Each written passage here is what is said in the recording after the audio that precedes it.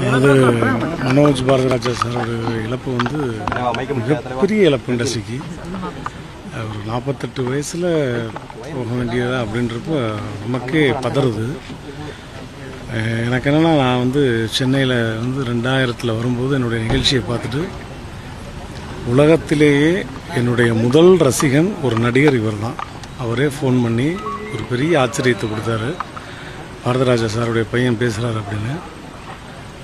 யார் கேட்டாலும் சொல்லணும், உலகத்திலே உன்னுடைய நடிகர்களில் முதல் ரசிகன் நான் தான்டா அப்படின்னு ஒரு 3/4 மணி நேரம் பேசினார்.